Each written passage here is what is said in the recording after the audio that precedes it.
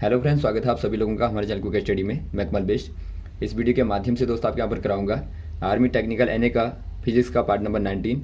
यानी दोस्तों यहाँ पर आपको मिलेगा भौतिक विज्ञान का भाग नंबर 19।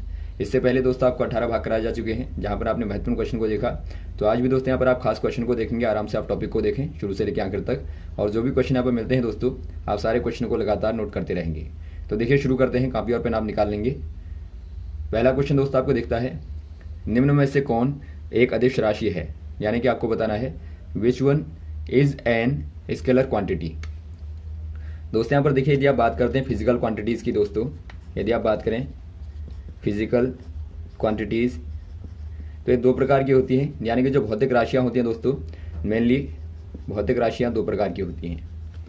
पहली आपकी होती है वेक्टर, यानी कि सदिश राशि आप बोलते हैं इनको, और सेकंड वाली होती है दोस्तों स्केलर, यानी आप इनको बोलते हैं अदिश राशियां।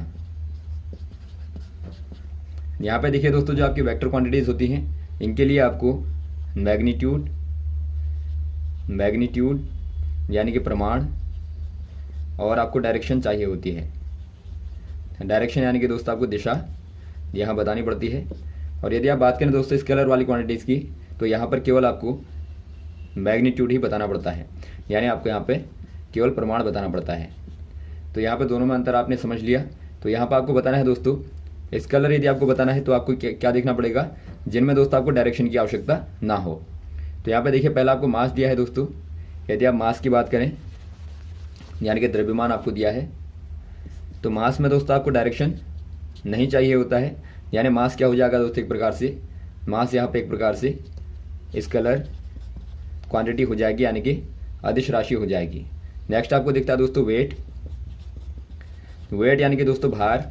आप जानते हैं दोस्तों, भार हमेशा कहाँ को लगता है, ये आपका सेंटर को लगता है दोस्तों, अर्थ के, यानी कि टुवर्ड अर्थ सेंटर। यानी कि आप कह देंगे दोस्तों पृथ्वी के केंद्र की ओर लगता है, तो इसकी डायरेक्शन होती है।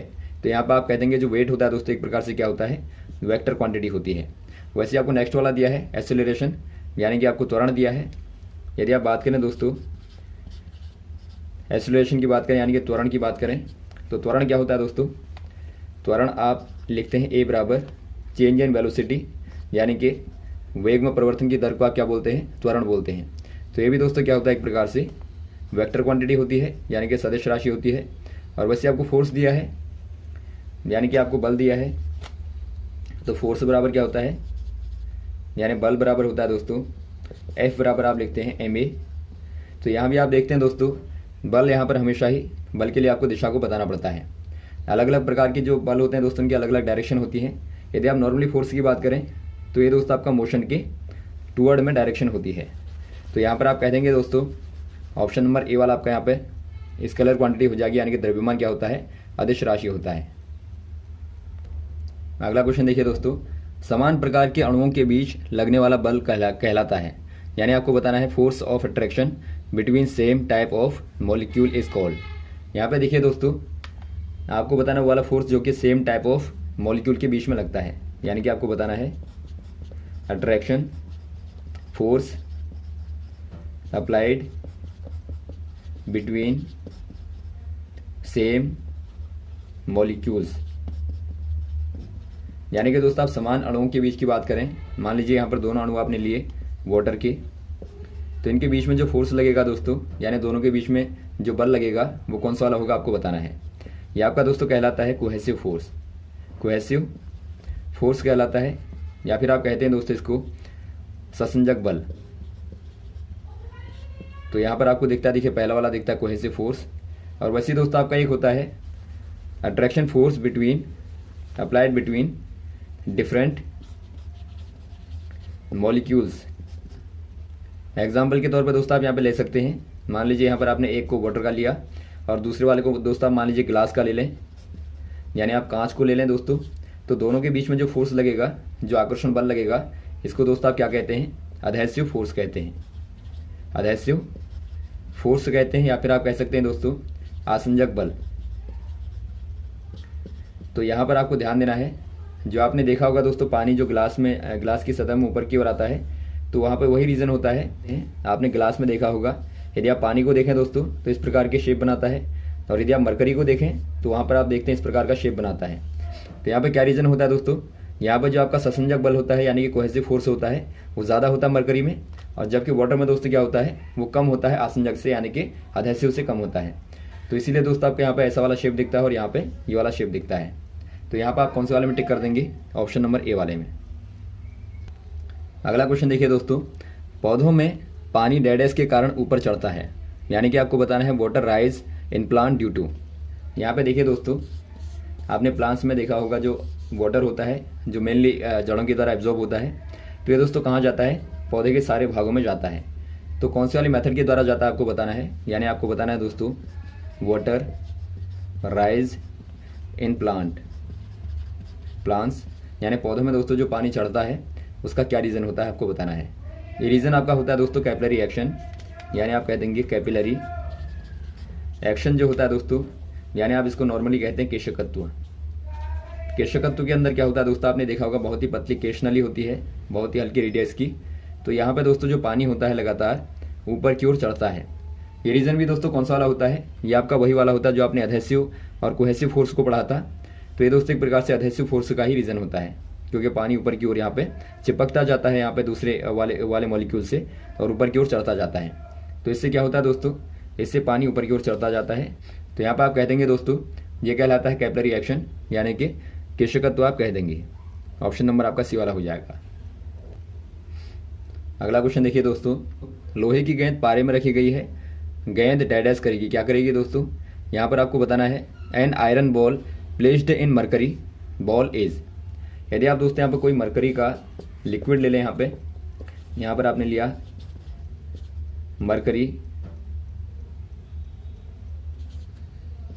मरकरी लिक्विड को आपने लिया दोस्तों। यदि आप यहाँ पर कोई आयरन यानी कि दोस्तों आप लोहे की कोई गेंद को लें और इसके ऊपर रख दें, तो यहाँ पे क्या होगा दोस्तों, गेंद क्या करेगी, यहाँ पे सिंक करेगी या फ्लोट करेगी या फिर दोस्तों यहाँ पे सस्पेंड करेगी, क्या होगा यहाँ पर आपको बताना है। यहाँ पे देखिए दोस्तों जो गेंद होती है, जो आयरन होता है, यदि आप बात करें आयरन डेंसिटी की, यानी कि आप लोहे के घनत्व की बात करें, जो घनत्व होता है दोस्तों वो लेस होता है मरकरी से लेस होता है, यानी कि पारे से दोस्तों कम होता है। तो यहाँ पर देखिए दोस्तों जो लिक्विड की डेंसिटी है उससे यदि दोस्तों बॉडी की डेंसिटी कम होती है, जिस बॉडी को आपने रखा है, तो यहाँ पर बॉडी क्या करेगी दोस्तों, हमेशा ये आपकी फ्लोट करती है, यानी कि डेंसिटी यहाँ पे पहले वाले की कम, ऊपर वाले की नीचे वाले से। तो यहाँ पर आप कह देंगे दोस्तों क्या करेगा, ये आपका फ्लोट करेगा यानी कि तैरेगा। तो यहाँ पर आप कह देंगे दोस्तों जो आयरन की बॉल होती है मरकरी में क्या करती है, वो दोस्तों तैरती है। तो ऑप्शन नंबर कौन सा हो जाएगा यहाँ पे, ऑप्शन नंबर आपका बी वाला हो जाएगा, तैरेगी। और यदि दोस्तों आप पानी में रखेंगे तो पानी में क्या करेगी, डूब जाएगी, क्योंकि आप जानते हैं दोस्तों पानी की जो डेंसिटी होती है वो आयरन से दोस्तों क्या होती है, कम होती है। अगला क्वेश्चन देखिए दोस्तों, कौन सी किरणें नाभिकीय संरचना के बारे में जानकारी देती हैं, यानी कि आपको बताना है विच रे gives information about nuclear structure. यदि आप बात करें दोस्तों न्यूक्लियर स्ट्रक्चर की, यानी जो नाभिकीय संरचना है,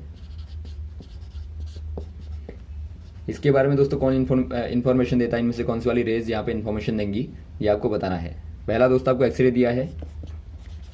एक्सरे आप जानते हैं दोस्तों क्या इन्फॉर्मेशन देती है, ये खास तौर पे दोस्तों बोन्स के स्ट्रक्चर को बताती है, यानी कि दोस्तों एक्सरे क्या बताता है, खास तौर पे हड्डियों के ढांचे को बताता है। नेक्स्ट आपको दिखता है विजिबल रे या फिर आप कहें विजुअल लाइट। विजिबल लाइट जो होती है दोस्तों ये क्या देती है, या फिर आप कहें दृश्य प्रकाश कहते हैं आप इसको। दृश्य प्रकाश के द्वारा ही दोस्तों हम क्या करते हैं, विजिबल कर पाते हैं, यानी कि देख पाते हैं। यानी आप कह देंगे human I can see object, यानी कि वस्तुओं को दोस्तों इसी के माध्यम से हम देख पाते हैं। वैसे आपको नेक्स्ट वाला दिखता है दोस्तों रेडियो वेव्स। यदि आप बात करें रेडियो वेव की दोस्तों, रेडियो वेव यानी कि जो रेडियो तरंगें होती हैं, ये दोस्तों खासतौर पर कहाँ यूज़ होती हैं, ब्रॉडकास्टिंग में दोस्तों, और टेलीविज़न में और रेडियो में इस्तेमाल होती हैं। वैसे आप बात करें दोस्तों फाइनल वाला आपका यहाँ पे है डी वाला, गामा रेज। जो गामा रेज होती हैं गामा रेज दोस्तों एक प्रकार से सबस्टेंस के स्ट्रक्चर को बताती हैं। यानी कोई सबस्टेंस होता है दोस्तों, सबस्टेंस यानी कि पदार्थ जो होता है उसके दोस्तों स्ट्रक्चर को बताती हैं। यानी आप कह देंगे दोस्तों जो आपका नाभिकीय संरचना के बारे में आपको पूछा गया है, ये दोस्तों आप गामा रेज के माध्यम से पता कर सकते हैं। क्योंकि ये दोस्तों क्या होती हैं, बहुत ज़्यादा पेनेट्रेटिंग होती हैं, यानी कि बहुत ज़्यादा इनकी क्या होती है, फ्रीक्वेंसी होती है दोस्तों, विभेदन क्षमता होती है। तो इसीलिए आप कह देंगे गामा रेज दोस्तों क्या करती हैं, नाभिक का स्ट्रक्चर बताती हैं। तो ऑप्शन नंबर आप डी वाले में टिक कर देंगे। अगला क्वेश्चन देखिए दोस्तों, जब एक प्रकाश किरण विरल से सघन माध्यम में जाती है तो वह, यानी कि आपको बताना है when a light ray comes from rare medium to denser medium then it's. तो यहाँ पे क्या होगी दोस्तों, बाइंड टूवर्ड होगी या अवे फ्रॉम होगी नॉर्मल से, या नॉट इफेक्टेड, या नन ऑफ दीज। यहाँ पे देखिए दोस्तों बात करें यदि आप, यहाँ पर आपके पास में 2 मीडियम है दोस्तों। पहला मीडियम आपका रेयरर है, यानी आप एयर ले सकते हैं दोस्तों यहाँ पे, और सेकंड वाला मीडियम आपका डेंसर है as compare to first medium के, यानी यहाँ पर आपका डेंसर मीडियम हो जाएगा। एग्जाम्पल के तौर पर दोस्तों आप ग्लास को ले सकते हैं। तो यहाँ पर देखिए दोस्तों, जब यहाँ से कोई लाइट यहाँ पर इंसिडेंट करती है, मान लीजिए यहाँ पर इंसिडेंट पॉइंट है, तो यहाँ से आप एक नॉर्मल ले लेंगे। नॉर्मल कहने का मतलब है दोस्तों जो कि इंसिडेंट पॉइंट से परपेंडिकुलर होता है, यानी कि 90 डिग्री का एंगल दोस्तों यहाँ पर बनाता है अक्षर से। तो यहाँ पर आपका ही नॉर्मल है। तो नॉर्मल में जो एंगल बनता है दोस्तों, इंसिडेंट एंगल आई कहलाता है। और यहाँ से दोस्तों यदि आपका मीडियम सेम होता तो लाइट को यहाँ जाना चाहिए था, लेकिन आपने चूंकि डेंसर मीडियम ले लिया तो लाइट क्या करेगी दोस्तों, थोड़ा सा जो रे होगी, रे दोस्तों बाइंड हो जाएगी, यानी कि नॉर्मल की ओर दोस्तों क्या हो जाएगी, बैंड हो जाएगी। तो बैंड टूवर्ड नॉर्मल आप कह देंगे। यानी दोस्तों यहाँ पर जो एंगल आर होगा, जो कि आपका क्या है, रिफ्रैक्टिव एंगल है दोस्तों। ये आपका क्या है, ये आपका इंसिडेंट एंगल है और ये आपका रिफ्रैक्टिव एंगल है, यानी कि तो यहाँ पर दोस्तों आपका जो आर होगा आई से क्या होगा, लेस होगा। तो यहाँ पर आप कह देंगे दोस्तों बाइंड टूवर्ड द नॉर्मल। तो ऑप्शन नंबर आपका पहला वाला सही हो जाएगा। नॉर्मल की ओर दोस्तों क्या करेगी, ये झुक जाएगी। वैसे ही दोस्तों यदि आप इसका अपोजिट केस लेते हैं तो वहाँ पे क्या होगा, अभिलंब से दोस्तों आपकी दूर हटेगी, यानी कि यहाँ पर आप डेंसर लें, यहाँ पर रेयर लें दोस्तों, तो यहाँ पर अभिलंब से दूर हटेगी। अगला क्वेश्चन देखिए दोस्तों, अवतल लेंस के संबंध में क्या गलत है, यानी आपको बताना है which is wrong about concave lens. यहाँ पे देखिए दोस्तों कॉनकेव लेंस आप जानते हैं, यानी कि आप कहते हैं इसको अवतल लेंस आप कहते हैं। ये दोस्तों आपका इस प्रकार से बना रहता है, यानी कि किनारों में क्या होता है दोस्तों, चौड़ा होता है और बीच में पतला होता है। तो यहाँ पे देखिए दोस्तों पहला आपको दिया है यूज्ड टू करेक्ट मायोपिया, यानी कि मायोपिया में इसका यूज़ किया जाता है। मायोपिया कहने का मतलब है दोस्तों निकट दृष्टि दोष को दूर करने के लिए इसका यूज़ किया जाता है। तो ये आपका राइट है बिल्कुल दोस्तों, मायोपिया में इसका यूज़ किया जाता है। और वैसे आपका जो हाइपर मायोपिया होता है वहाँ पे दोस्तों आप कॉन्वेक्स का यानी कि उत्तल लेंस का यूज़ करते हैं। नेक्स्ट आपको दिया दोस्तों यूज्ड इन फ्लैश लाइट, यानी कि एक प्रकार से फ्लैश लाइट में इसका प्रयोग होता है। ये भी दोस्तों आपका राइट है। जो आपकी फ्लैश लाइट होती है दोस्तों वहाँ पर इसका इस्तेमाल किया जाता है, क्योंकि एक प्रकार से डाइवर्जिंग लेंस होता है। और वैसे आपका नेक्स्ट वाला दिया दोस्तों इट इज़ कन्वर्जिंग लेंस, यानी यह एक प्रकार से अभिसारी लेंस है। ये दोस्तों आपका गलत है, रॉन्ग है, क्योंकि ये क्या होता है दोस्तों, ये आपका डाइवर्जिंग लेंस होता है। डाइवर्जिंग होता है, न कि दोस्तों कन्वर्जिंग होता है। कन्वर्जिंग जो होता है दोस्तों वो आपका कॉन्वेक्स होता है। तो यहाँ पर आप कह देंगे दोस्तों ये आपका अपसारी लेंस होता है। अपसारी कहने का मतलब है डाइवर्जिंग लेंस होता है, न कि अभिसारी। और वैसे आपका डी वाला दिया है दोस्तों यूज्ड इन व्हीकल हेडलाइट, यानी वाहनों की दोस्तों हेडलाइट में यूज़ किया जाता है। हेडलाइट में दोस्तों कॉनकेव का यूज़ किया जाता है, यानी कि अवतल का दोस्तों यूज़ किया जाता है। तो ये भी दोस्तों आपका राइट पॉइंट है। तो यहाँ पर आप देखते हैं दोस्तों केवल आपका ऑप्शन नंबर सी वाला रॉन्ग है, तो आप सी वाले में यहाँ पर टिक कर देंगे। अगला क्वेश्चन देखिए दोस्तों, निम्न में कौन सही नहीं है, यानी कि आपको बताना है विच वन इज इनकरेक्ट।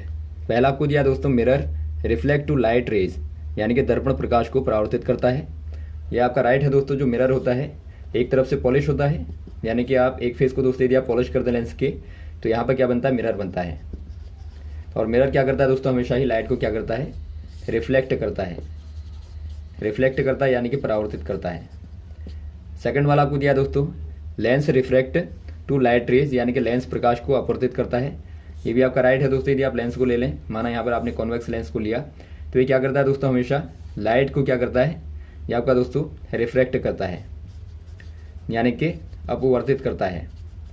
तो ये आपका राइट है सेकंड वाला। थर्ड वाला आपको दिया दोस्तों, mirror will have only one focal point, यानी कि दर्पण में केवल एक फोकल बिंदु होता है। यदि आप बात करें दोस्तों दर्पण की, तो दर्पण में दोस्तों यहाँ पे देखिए, ये माना आपका दर्पण यहाँ पे है, तो मिरर में दोस्तों क्या होता है, यहाँ पर हमेशा ही एक फोकल पॉइंट होता है। यानी दोस्तों मान लीजिए आपने यहाँ पर ऑब्जेक्ट को यहाँ पर रखा है, यानी फ्रंट पर आपने रखा है, तो यहाँ पर दोस्तों केवल एक ही फोकल पॉइंट होता है। यानी आप कह देंगे दोस्तों ये वाला ऑप्शन नंबर सी वाला आपका राइट है, यहाँ पर एक ही फोकल पॉइंट होता है। और यहाँ पर आपको नेक्स्ट वाला दिया है, lens will have only one focal point, यानी लेंस के पास केवल एक फोकल बिंदु होता है। ये दोस्तों आपका रॉन्ग है, क्योंकि जो लेंस होता है दोस्तों, यहाँ पर इसके पास में दो फोकल पॉइंट होते हैं। यदि आप देखें यहाँ से दोस्तों, तो आप वस्तु को यहाँ रख सकते हैं, और आप यहाँ से देखें दोस्तों, आप यहाँ पर वस्तु को यहाँ पर रख सकते हैं। यानी आप यहाँ पर दो फोकल पॉइंटों के माध्यम से दोस्तों वस्तु को रख सकते हैं। तो ऑप्शन नंबर यहाँ पर आपका दोस्तों डी वाला क्या हो जाएगा, रॉन्ग हो जाएगा। डी वाले में टिक कर देंगे आप। नेक्स्ट क्वेश्चन देखिए दोस्तों, विच वन इज इनकरेक्ट, यानी आपको बताना है कौन सा वाला गलत है।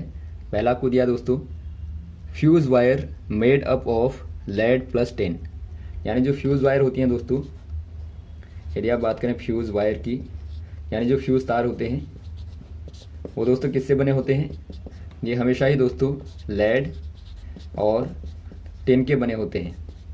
तो यहाँ पर आप कह देंगे दोस्तों ये आपका राइट है, पहला वाला पॉइंट। सेकंड वाला आपको दिया दोस्तों, heater wire made up of nichrome, यानी जो हीटर के तार होते हैं दोस्तों, हीटर वायर, ये किससे बने होते हैं, हमेशा ही दोस्तों नाइक्रोम के बने होते हैं। तो यहाँ पर आप कह देंगे बी वाला भी दोस्तों आपका राइट है। और आपको थर्ड वाला दिया है, steel used for making electromagnet, यानी स्टील का यूज़ आप इलेक्ट्रोमैग्नेट के लिए करते हैं। ये आपका रॉन्ग हो जाएगा दोस्तों। जो स्टील होता है दोस्तों, इसका इस्तेमाल आप करते हैं परमानेंट मैग्नेट को बनाने के लिए। यानी दोस्तों आप जो स्थायी चुंबक होते हैं, स्थायी चुंबकों को बनाने के लिए दोस्तों इस्पात का यूज़ करते हैं, यानी इस्पात यानी कि स्टील का दोस्तों यूज़ करते हैं। तो यहाँ पर आपका ये रॉन्ग हो जाएगा। और फोर्थ वाला आपको दिया दोस्तों, soft iron used for electromagnet, ये आपका राइट है दोस्तों। जो इलेक्ट्रोमैग्नेट को बनाने के लिए, या फिर आप कहें दोस्तों जो अस्थायी चुंबक होते हैं, एक प्रकार से अस्थायी जो चुंबक होते हैं दोस्तों, या फिर आप कहें इलेक्ट्रोमैग्नेट, यानी जो वैद्युत चुंबक होते हैं, उनको बनाने के लिए दोस्तों आप सॉफ्ट आयरन का यानी कि एक प्रकार से नर्म लोहे का दोस्तों, नर्म लौह का इस्तेमाल करते हैं, यूज़ करते हैं। तो यहाँ पर आप देखते हैं दोस्तों आपका सी वाला रॉन्ग है, तो आप सी वाले में यहाँ पर टिक कर देंगे। तो यहाँ तक क्वेश्चन को तैयार करें दोस्तों, और लगातार आपको यही बताते रहेंगे। यदि यहाँ तक आपका कोई कन्फ्यूजन हो तो आप कमेंट बॉक्स में कमेंट कर सकते हैं। और यदि आपको दोस्तों वीडियो अच्छा लगा हो तो आप ज़रूर लाइक करें, शेयर करें, ताकि इस प्रकार की वीडियोज़ आपको लगातार मिलते रहें। Okay, thanks. जय हिंद, जय भारत।